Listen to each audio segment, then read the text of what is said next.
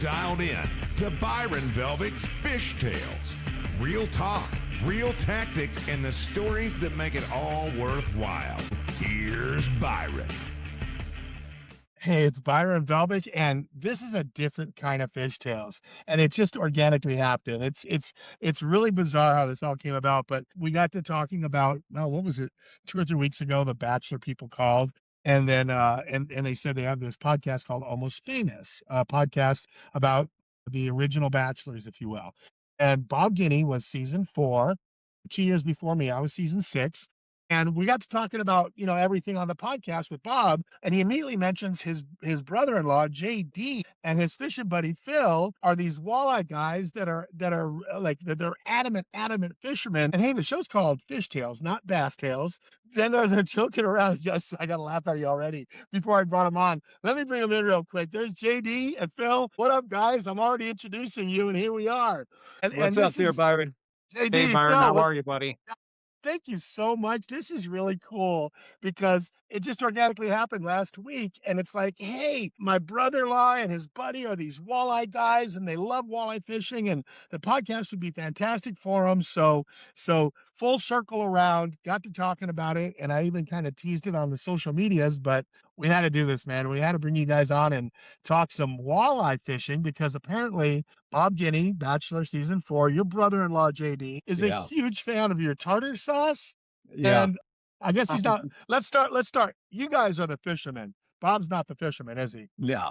Not so Bob much. used to walk around. No, Bob used to walk around deer camp with his dad and his grandpa with his bullet in his pocket and his gun over his shoulder. Yeah, Bob's not quite the outdoorsman, even though I will say, and this is a great Bob story, Bob would have been the youngest Eagle Scout in the whole nation, and he didn't want his name in the paper, so he never finished his last task. His dad wanted to kill him. He could have been the youngest Eagle Scout in Cub Scout, Boy Scout history, and he didn't want his name in the paper. Yeah.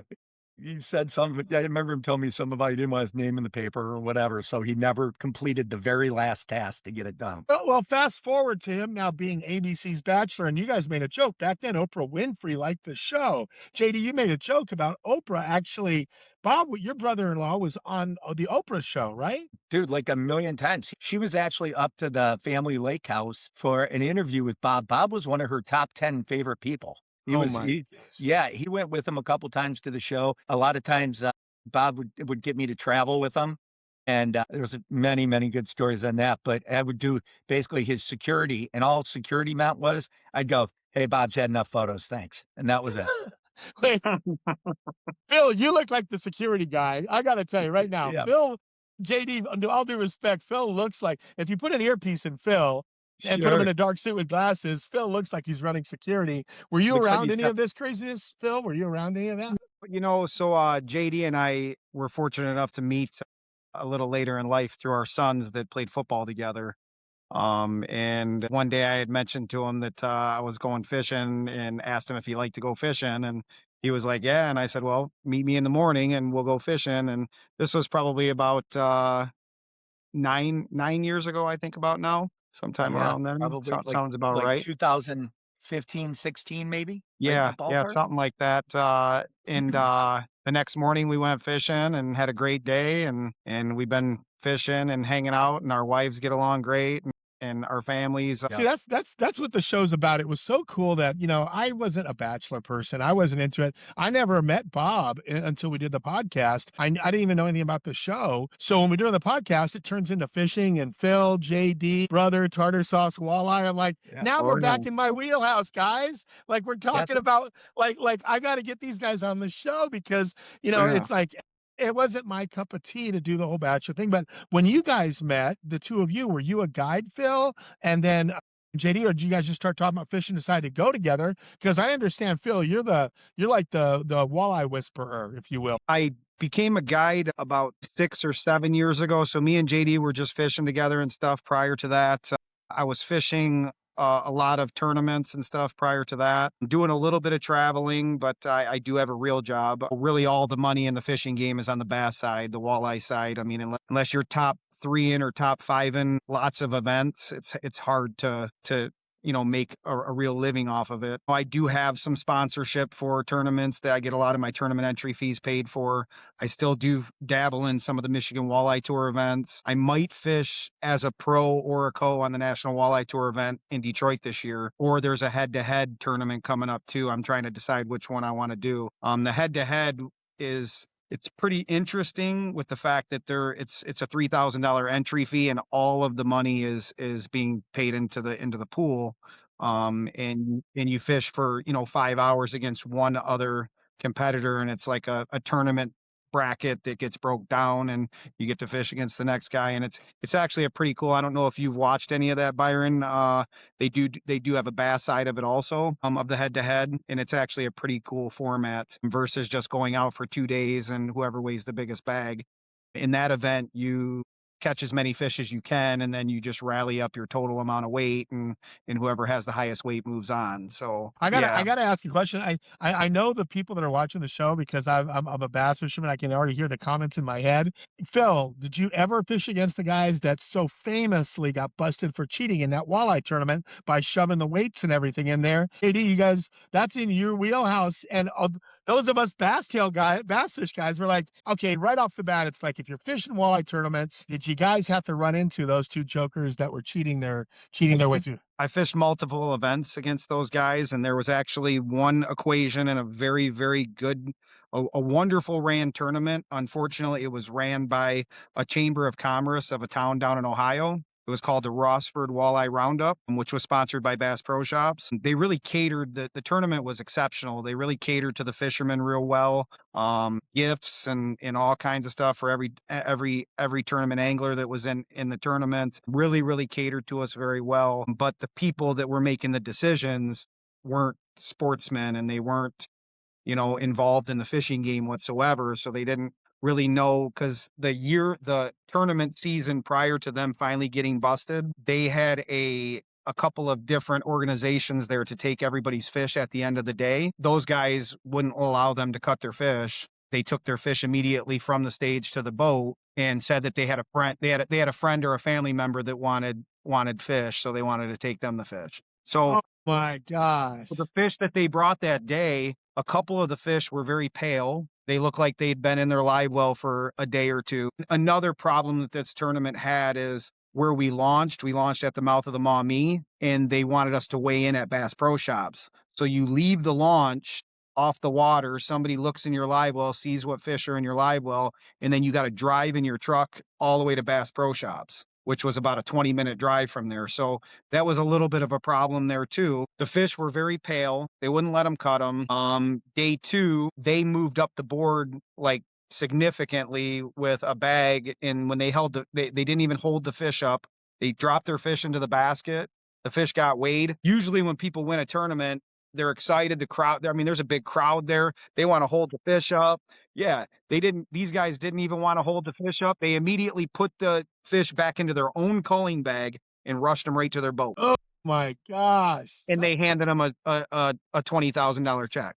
Zona talked about, there was a guy that cheated in the bass tournament named Tony Christensen.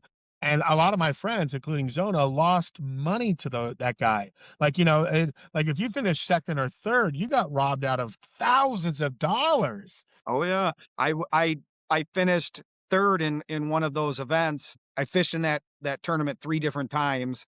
I finished third in one of them. That wasn't the year that was called into question, but the year that was called into question, in between day 1 and day 2, myself and multiple other people talked to the tournament director and said that, those fish look dead, first and foremost, which they're not supposed to be. And why wouldn't these guys let you guys cut their fish? And then, fast forward 5 or 6 months, and they win like 3 more major events, which you can be a great fisherman, but the odds when you're going against 100 boat fields of you top 2ing or even top 3ing multiple events in a short period of time is very, very rare. There's a big equation of luck in that game. There's a lot of skill, but there's a big equation of luck in that game too. And you got to be on the right fish. And it's just, anybody can stumble upon a pod and stay on it for a couple of days and bump you out and you don't win.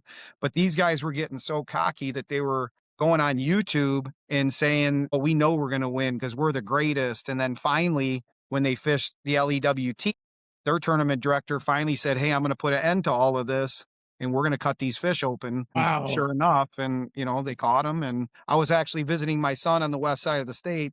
He was in the U.S. Coast Guard for 7 years. Just got out last July.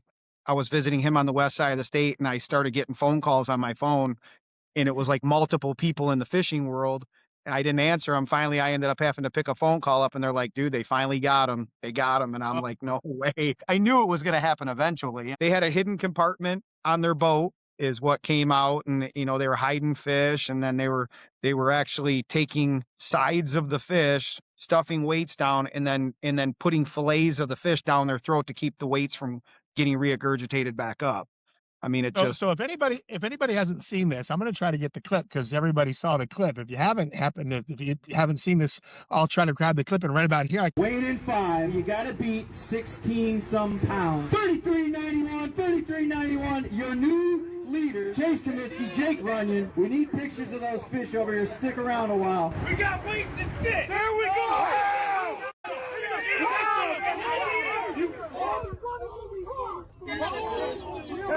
Hey, look at that. Do you have anything to say, Jake?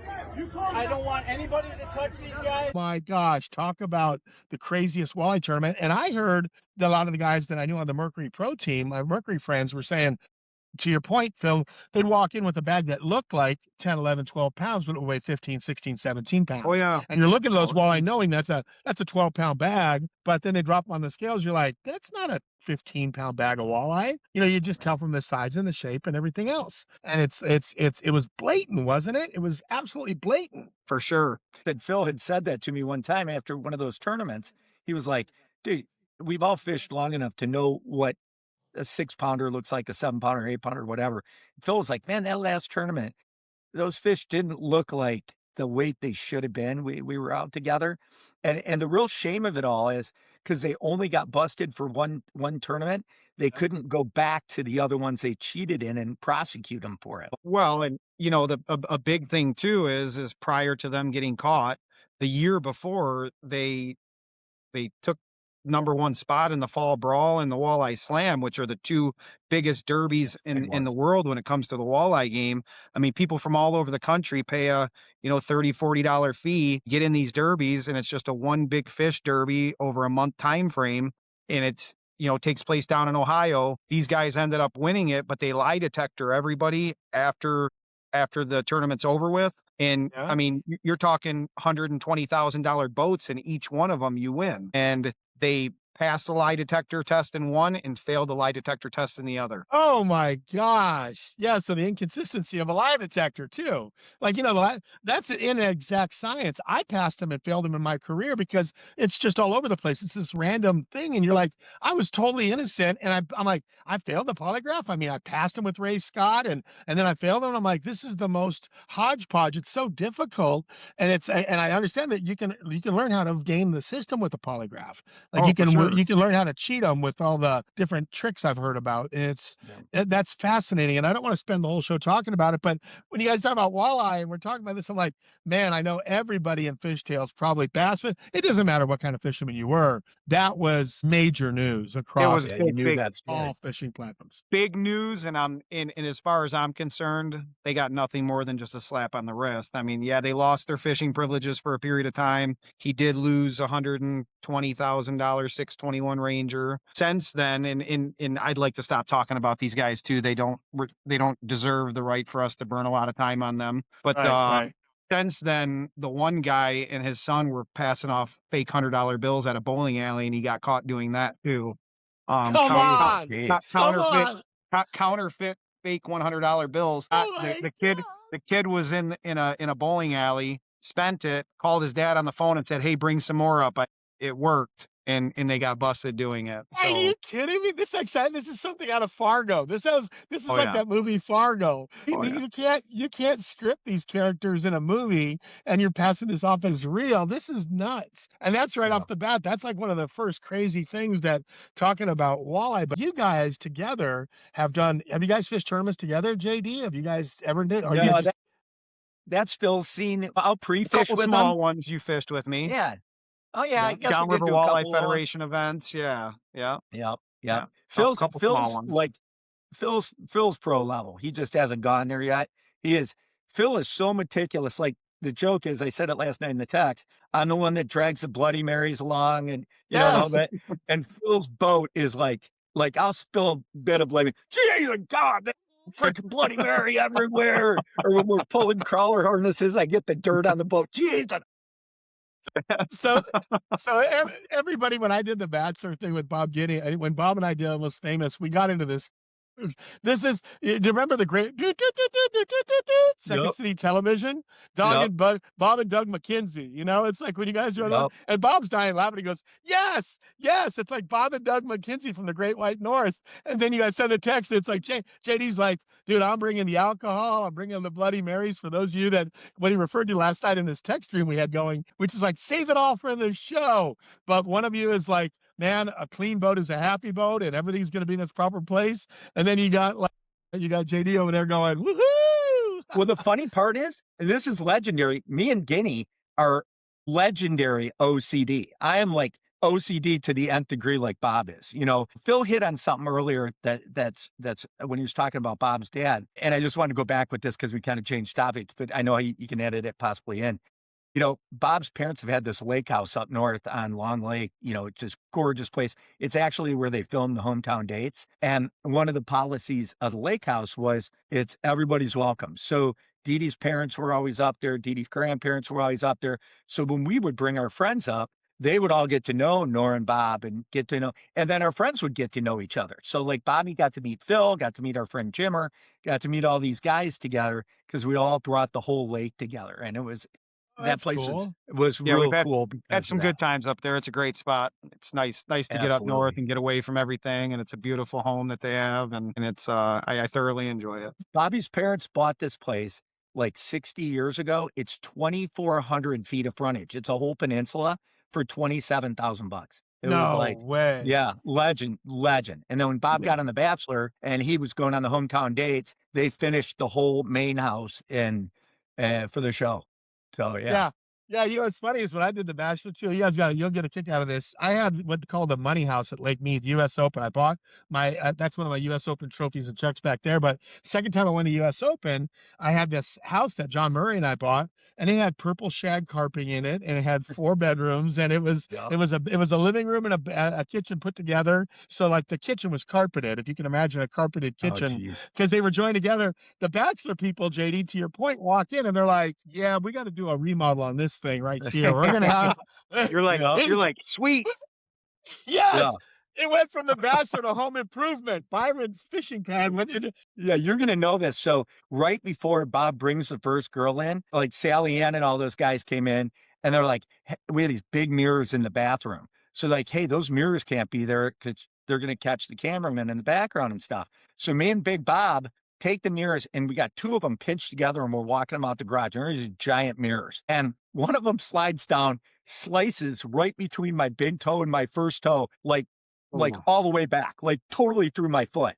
And so everybody's like, well, dude, you're going to have to drive yourself to the hospital. We all got to get ready for a show. So I'm driving to the hospital like 2,000 miles an hour. I get pulled over by the sheriff, and the sheriff goes, yeah, the show must go on. The sheriff's like, dude, why are you going so fast? And I open the car door. I open the car door, and my floor mat's just got a pool of blood on it. Oh! And they get to the hospital, get all sewed up. And if you look in the old episodes of the hometown date, my foot's like wrapped in these big, huge flip-flops, and because I couldn't get a flip-flop on.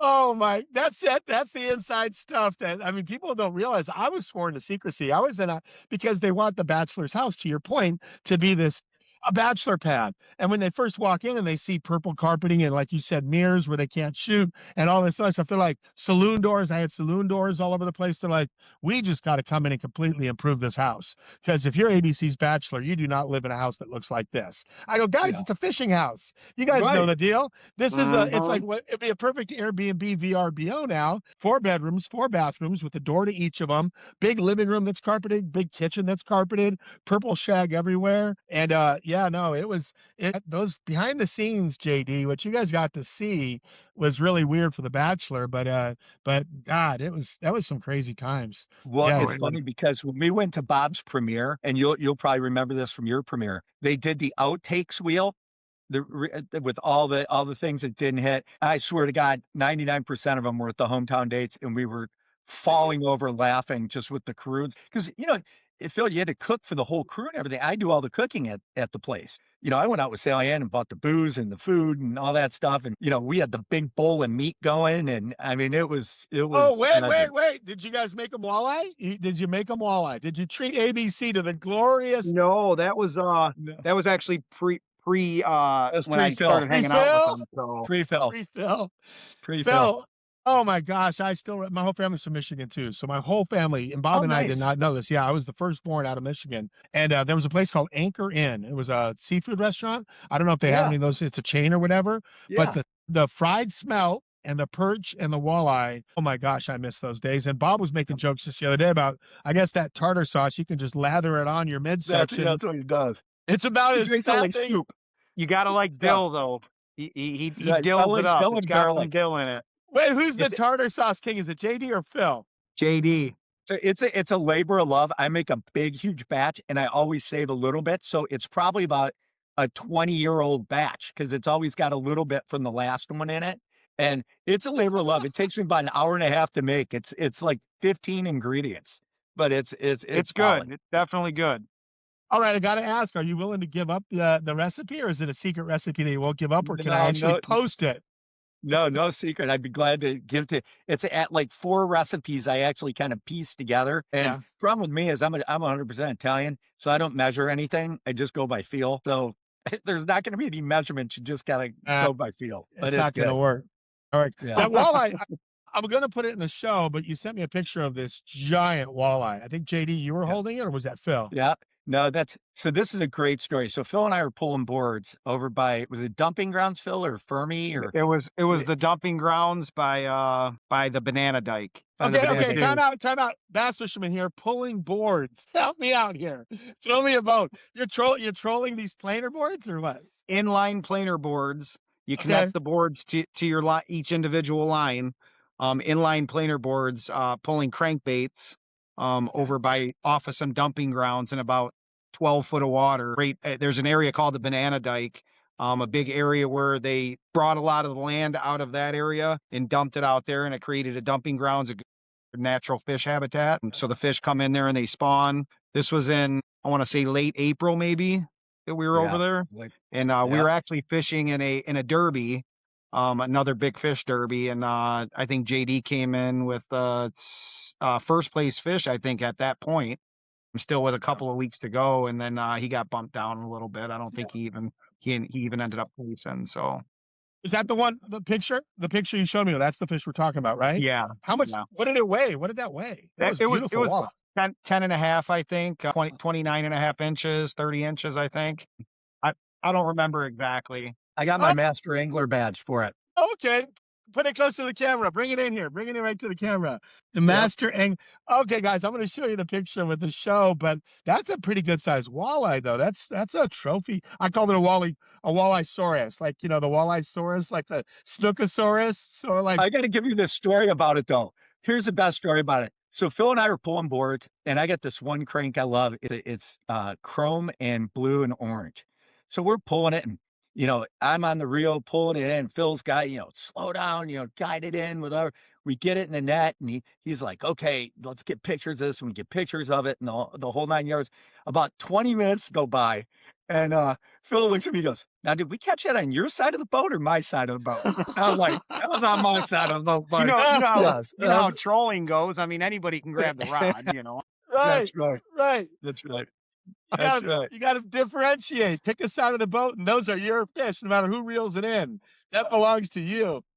A couple years prior to that, at the end of March, the last week in March, I was fortunate enough, I was on a buddy's boat, and these are the 2 biggest fish that I've ever caught. We were trolling, so there was 3 of us on the boat, and at the same time, anybody can grab the rod. But within 5 minutes, we caught 31 and 3/4 inch, 12.75. And then we caught a 30 32.5 inch, 12, I think it was 12.59. So they were both over 12.5 pounds within 5 minutes of each other. It was an amazing experience. I mean, that was cool. And I mean, I've caught thousands upon thousands upon thousands of walleye, and people don't realize that, the likelihood of you catching a 31 to 32 inch fish, a 32-inch fish when it comes to a walleye is a gigantic fish. I mean, they're very few and far between. Funny part about that is when you go with Phil, we usually cycle. You can catch 6, each person. We'll cycle 80 to get our best. We call them candy bars, like the 5.5, 6 pounder, 21-inch. Those are the perfect eaters. So these are monsters. I mean, you wouldn't eat these. We'd put them back. I mean, I prefer to eat a 15 to 19-inch walleye if I'm going to feed it to my family. I mean, JD and I in the spring, I mean, sometimes, you'll go through, 60 to 100 fish in a day, and you can, you might not get out of those 5, 6, 7 pounders. So sometimes we'll keep our limit of those, and then we'll have a big party at JD's house or something and invite everybody over for a fish fry. And, that's what we'll do with those. So Phil, do you think you were trolling that day and you hit like a wolf pack of giants? Is that a school of 12-pound walleye that are swimming together? Because that's crazy, right? Age classes do tend to stay together in the walleye world. I think bass are, kind of somewhat similar, a little more aggressive. I think bass are, with fighting each other off, especially when they're nesting. But walleye, I think age classes do swim together. So, cause there's been times that I've been down in Ohio and we'll have six rods out and 2 or 3 of us on the boat, and 2 rods will go on this side, 3 rods will go on that side. You'll reel in every fish and they're all 5 and 6 pounds. And I'll look at them and I'll say, hey, reel everything in. Let's go somewhere else, because we could sit here all day and catch 40, 50, 5, 6 pounders if you guys just want to have fun. But if we're looking for a big fish, we need to get out of here because. Well, I know. So the cool thing about, podcasts, I've learned, 80% of the audience is listening and, 20% are watching. But I got to get those pictures of those 12s that you caught. If you got them. I have a picture where I'm holding both of them up like this, and it just looks ridiculous. Yeah, it's pretty crazy. And then JD's walleye, and I know they're not good eating. And kind of like the redfish down here. We used to, when you go redfish, you want to keep the bull reds are just not as good eating. So here in Texas, Louisiana, that you let in fact, there's a lake. It's crazy. San Antonio has a lake full of redfish, 2 of them. It's a power plant lake, and they took all these ocean saltwater fish and they threw them in the power plant lake to see what would live.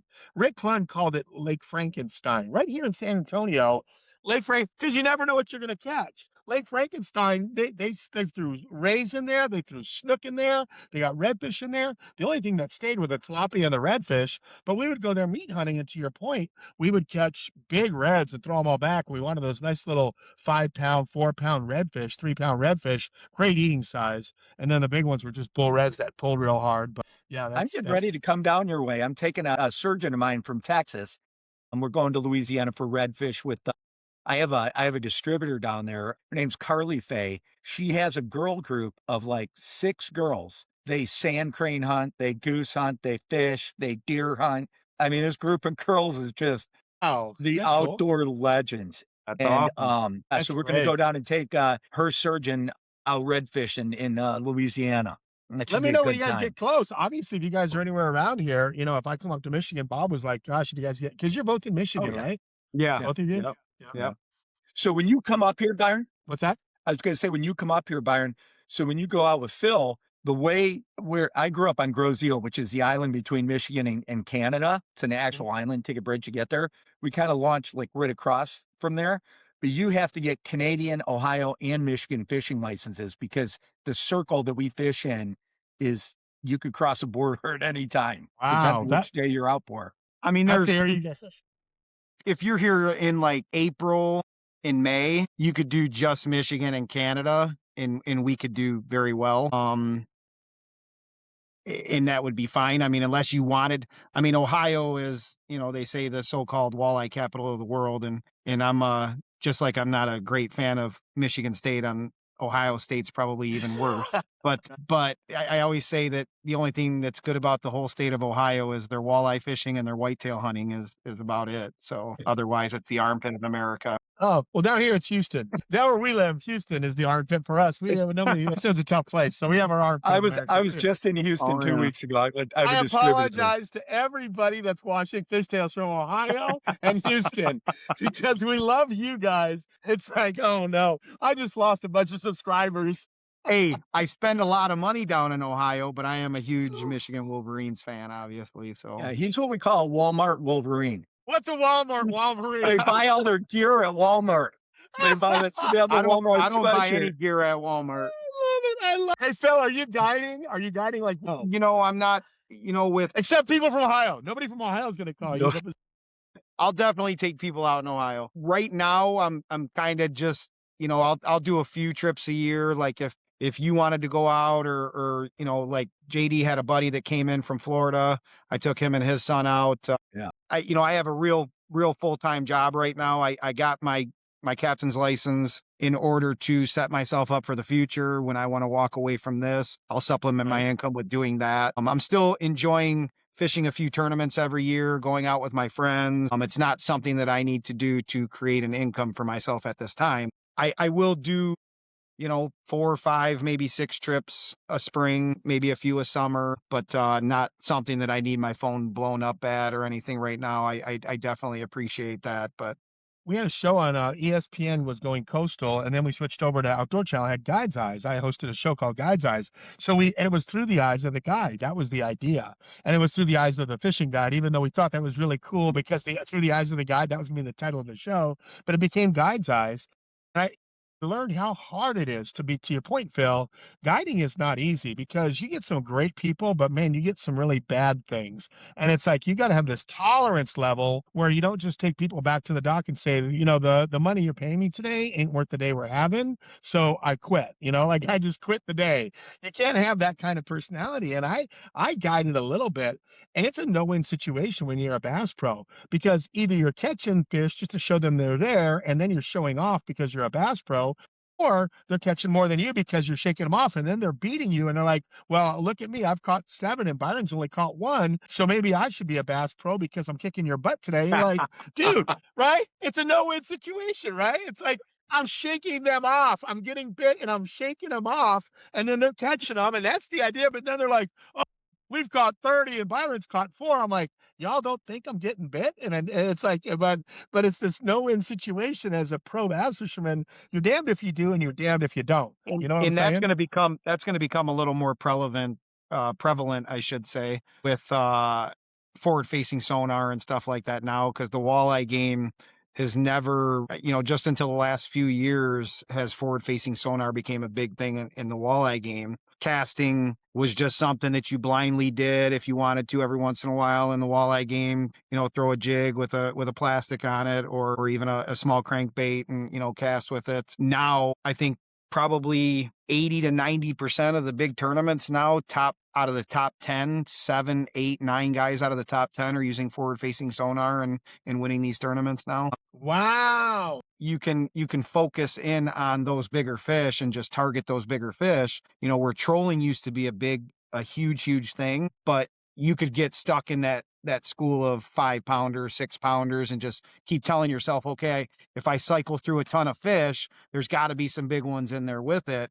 When you're using forward-facing sonar, you can pick out which are the big fish and which are the small fish and cast at those fish. It's dominating the walleye scene like it's dominating the bass scene. I mean, all the trolling, your style. I know the walleye guys, trolling was the big thing, and rarely did guys, cast because it was a pig and a poke. You're just throwing out there and you're hoping for a bite, but you're making 100 casts hoping to get the walleye bait in front of the walleye 30 times out of 100 or 20 times out of 100. Oh. Now these guys go around, they make 80 casts the whole day, and every cast is specifically at that one fish that they want. Yeah, and they're like, that's the one I want to catch, and I got, and so they can call with their eyes, just like we do with sight fishing.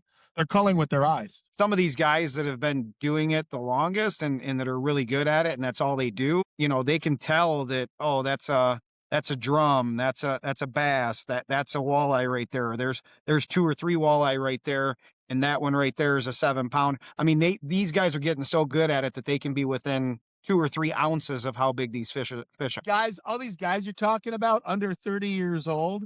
I mean, some of them. I mean, it's like some of the guys that, that have been on the National Walleye Tour for a while, that, the big names like the Cavalles. Yeah. So I mean, these guys, they're a little older and stuck in their ways, but they're having to do it too, because, they're watching these younger guys, play it. I mean, it's like playing a video game, to be honest. I mean, Yeah. it's, Well, see, that's what we're getting. We're getting like Jacob Wheeler and Scott Martin, and a lot of the guys, the older guys, are playing catch up, but they weren't born with an iPad in their hand.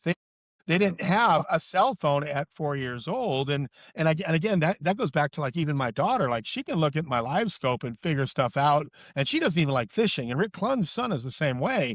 These kids, it's like it's like learning a foreign language. It's easier to learn Russian at 6 than it is at 60. It's Sure. just easier to learn everything. Well, with electronics, you get your son or daughter up there, they're like, boop, boop, boop, boop, boop. There's the angle, there's the cone, there's the setting. And so that's why I made that joke, because really anybody under 30, 20 to 30 years old, or even younger, these teenagers have a wide advantage over forward facing sonar for us, because we're looking at something, I try to explain it. All of us, the three of us, we looked at a graph and like, this was current and this was the past, it was like, this was Mhm. happening now. And then your picture slowly became, so if you went over a rock pile, you're like, oh, wow. And this is the past, you go back to that rock pile. Now you're looking at a screen which is totally alive, and it's all happening at real time versus history or current and past, like a sliver of the current.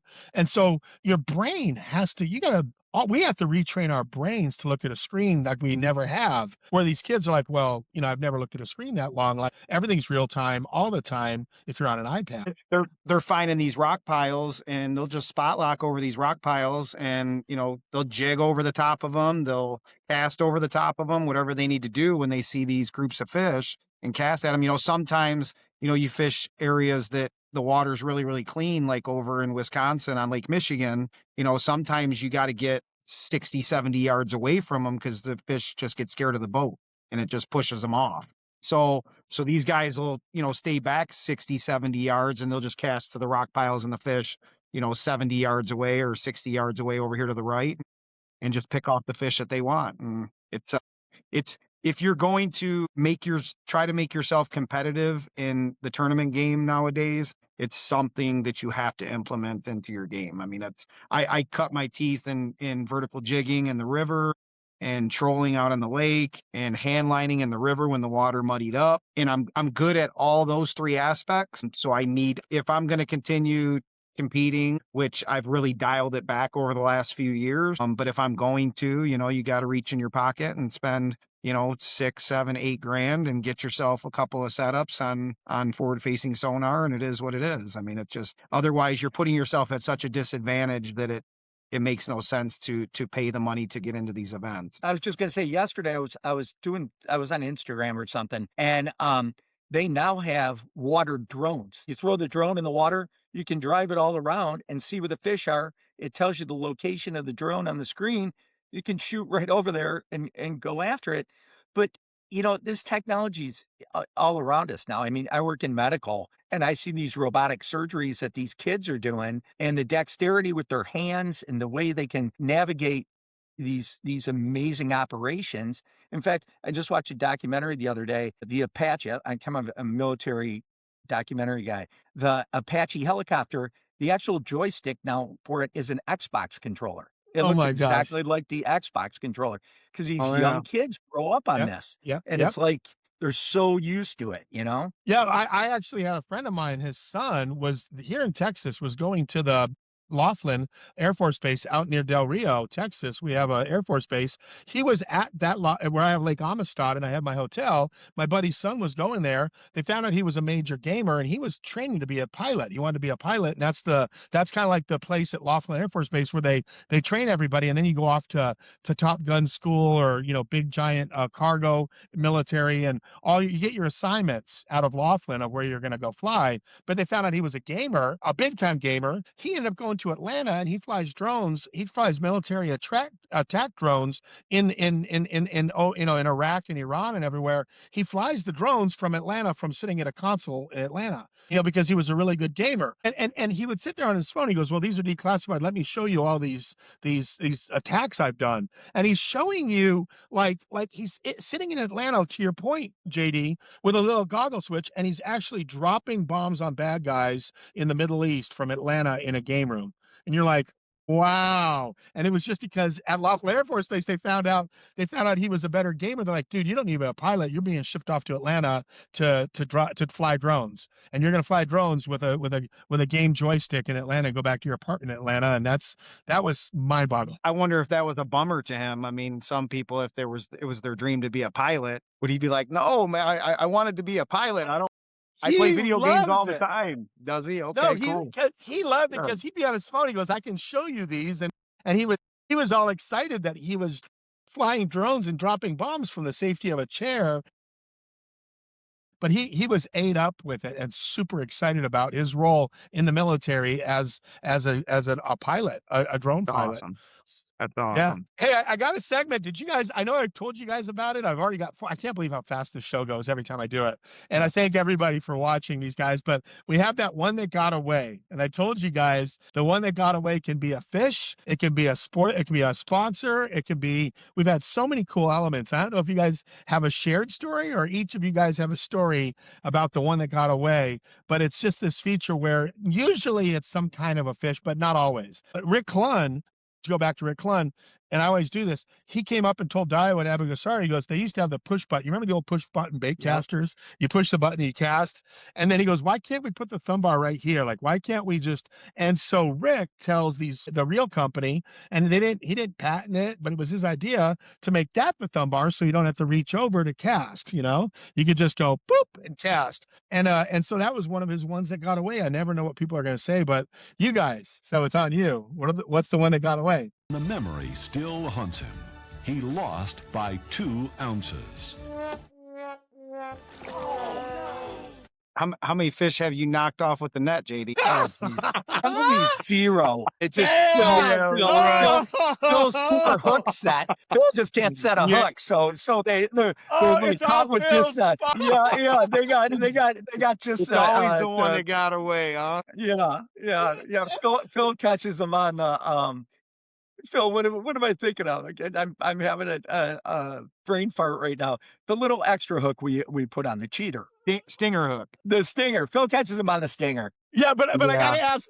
So Phil, when he knocks off the net, do you just beat him about the head and shoulders with the rod? Do you just start whooping him? You're like, because he does he scoop him or does he lunge at him? Does he do that?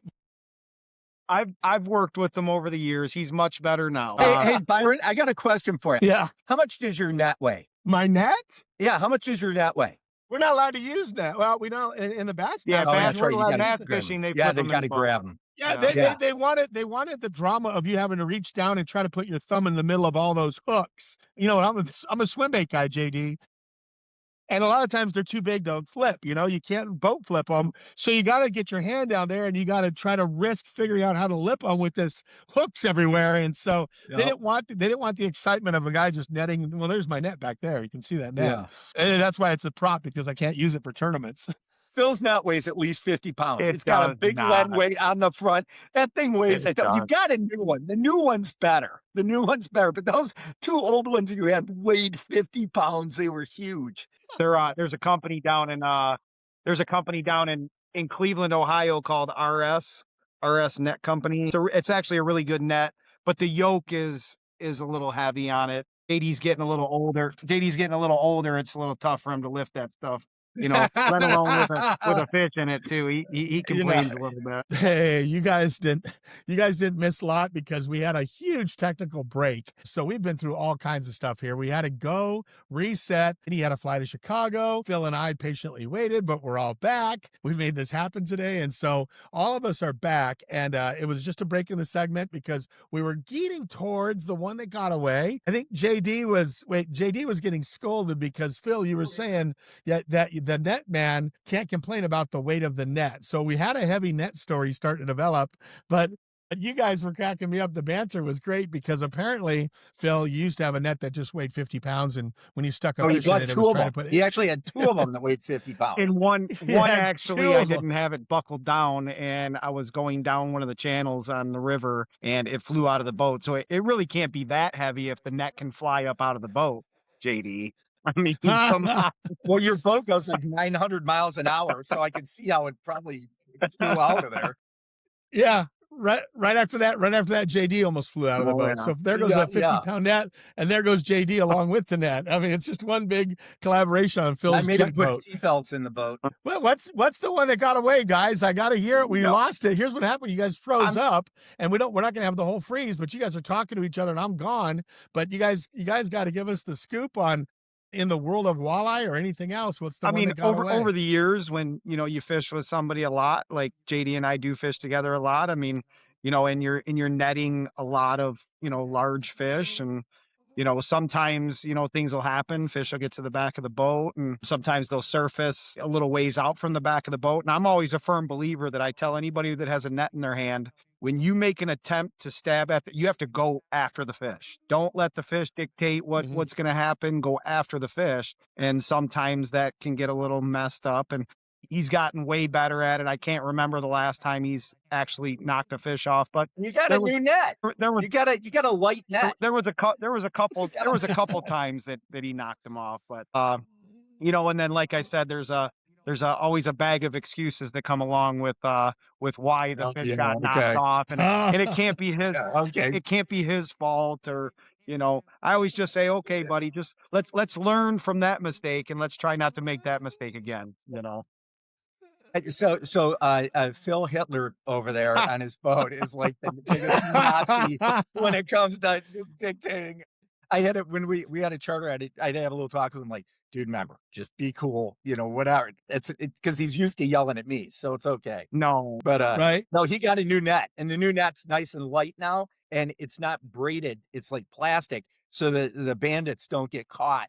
Because that's the other thing. If Phil nets, he nets it and just drops it at the boat, and then you got to sit and fish the hooks out, and all that can crap. happen too. Sometimes when somebody isn't extremely experienced with netting fish, sometimes like when you're using crankbaits, they'll have 3 trebles, and they'll go to stab at the fish with the net, and they'll actually catch one of the hooks or something, and then you can't even roll the net underneath the fish. Then you're trying to drag the fish in and grab the fish, and I mean it can be mayhem sometimes if the person doesn't aggressively go after the fish instead of just poking at the fish. Or you see a lot of crazy things that happen with nets. I mean, he's not the only person. I've had lots of people that have been on my boat knock fish off, and you have a conversation, and people learn from their mistakes, and hopefully they get better with it. And that's a skill also when it comes to fishing, is being able to net fish correctly and not lose them, especially if you're fishing tournaments. And that's one thing you don't want to have happen when you're fishing a tournament, is lose a real good one at the back of the boat. And it's happened before, of course.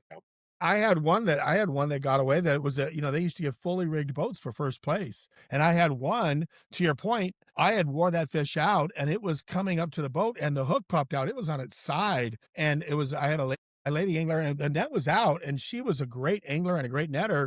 But you watched a fully rigged boat, guys, just sit there on the surface and regain its strength and start to swim down just outside of net range. Here's the net, and she's like this, and she just starts to go down. You're like, I mean, back then I was like broke, right? Like I'm living out of my van practically, and I'm watching a fully rigged brand new bass boat literally just outside the rim of the net. And you're like, oh my gosh, that's not my ultimate one that got away. But to your point, back when nets were legal in the tournaments out west, I mean, when you see a $50,000, $60,000 fish just outside of the net range, and it pops off, and it's like, if you still net it, it's legal. I had it all the way to the boat, and then the hook came out at the last minute, and I'm like, please tell me you got it. I look back, and I'm hoping she lifts it up with the fish in it, and she doesn't.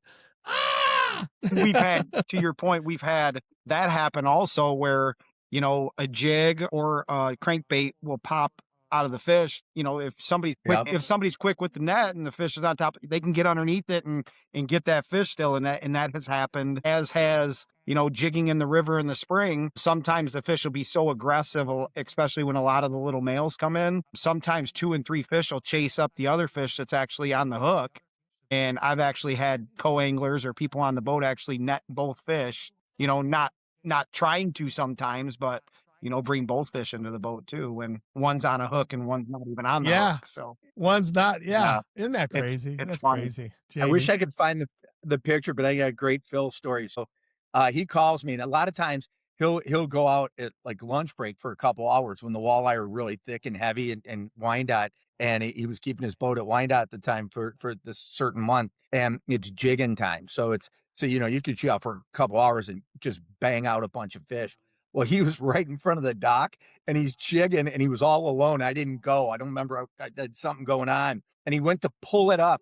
Right as it got to the boat, the jig released and went right through his nostril, like the whole jig. This is a hooked good right story. through his nostril. This is a good story. JD actually has it partially correct. So for the month of April, one of my older boats I was keeping in a slip down on the water, just because some of the ramps with people coming in from all over the Midwest, Wisconsin, Illinois, North Dakota, Kansas, people will come to the downriver area in Michigan, in the Wyandotte area, especially during the jig run, just because it's such a great run. So sometimes you'll get to the boat launch at 5 o'clock in the morning and you'll have an hour wait to put your boat in the water. So it's worth it to pay, $200-300 and pay for a slip, and you just jump on your boat and you're good to go. But I was taking the boat out of the water at the end of April, and I was by myself, and the line at the ramp was pretty backed up. So I said, you know what? I'm going to go over to this buoy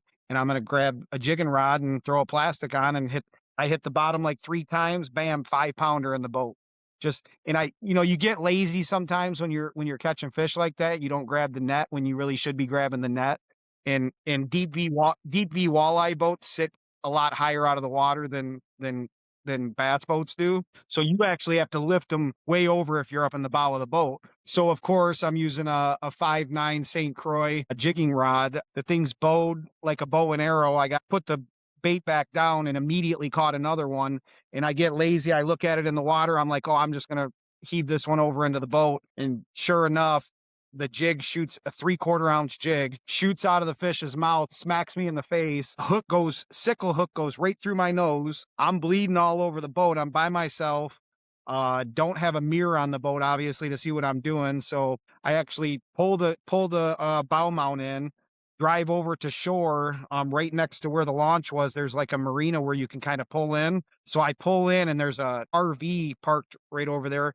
I tie the boat up. I'm bleeding all over the place. I grab a pair of wire snips. I go over to the RV, grab the side mirror on the RV, push the side mirror, the shank of the hook, push it the rest of the way through my nose. And needless to say, yeah, that was the one that you're grateful that you're wearing sunglasses, which I usually tell people if I take them out on the boat with me, wear sunglasses. Hooks can go flying sometimes, and you don't want to get one stuck in your eye. I've had them stuck in my hands past the barb. You learn tricks to pull them out too, but I do know a lot of people. Hey, well, go ahead. Well, since you already had a nose piercing, did you put a nice little diamond stud? That's what I said. It's a downriver nose ring, man. No, it was actually right, JD. I mean, it was downriver nose ring. It was actually perfect, about right where you would put it too. I mean, it was a 3/4 ounce jig just hanging from my nose. Yeah, it was wild. All the liberals downriver were getting jealous. All the septum hangers from had. Yeah. Hey, that's a cool nose ring. Yeah, it was a. He had a cool jig nose ring. That was a good one. Caddy in there. Yeah. Oh, that's such a great story. Oh my gosh. Yeah. That was a good one. Well, oh my gosh. Well, I know it's going to be, we did 40 minutes already. And my producer's like, dude, don't go over 10 or 15 more. They're talking another 30, 40 with them. And now we're going to have like a 2-hour show because it went so fast yesterday. Guys, we didn't even get to half the stuff we talking about on the show originally because this thing just took off. So you guys are great, man. What a great show we did. And I got to thank the Bachelor and Bob, your brother-in-law, and this whole thing came out so organically. So just a neat experience to have you guys join us on the show, man. Yeah, it was It was an absolute pleasure, Byron. I love talking fishing. Anybody that wants to talk about it, I love talking. I love teaching people how to do the things that I do. And I know JD's learned a ton over the years coming out with me. And it's an absolute joy in my life to take people out and teach them how to do stuff. And hopefully they can run their own rig someday and have fun with it the way that I do. So. Yeah, and JD, man, thanks for all the pictures you sent. Even after the show was over yesterday, we had that break and the technical part. Man, you guys gave us so many pictures. So those of you that get a chance to watch this on YouTube, check out these two guys in the walleye bite that they're on, and just the fish they've caught and the stories they've told. But oh, I'm jealous because I want to come to Michigan just for one of the dinners, man. More than welcome, man. Join you guys for a shore lunch or shore dinner. Oh my gosh. We do on my deck. We get it hooked up on my deck. Everybody comes down, cocktails flow, and we have definitely a good old time. I am saving both of your guys' number, and I am so glad that you guys came on the show. Fishtails has a whole new bend to it. Very first walleye episode we've ever done. First time, we've only gone out of species one other time. We did a saltwater show with a guy that was on my show, George Gods. He has a TV show called Unfathomed. But other than that, we've been so bass-centric, and that's why when Bob was suggesting, I'm like, it makes perfect sense for you guys to come on and share this experience because it's so much bigger than just bass. And you guys are the ambassadors of walleye fishing for us here. Well, that's awesome. Appreciate it. If you ever want to do on salmon in Alaska, I got tons of stories for those too. I go with a group of 5 guys and we have a great time. Well, this is Fishtails, and all species are open and all guests are open. So we got to do this again, guys. I want to thank you both again for being sharing this with us. So everybody, hope you enjoyed the show. I want to thank these guys, JD and Phil, again. Check out the pictures. Please like us, subscribe.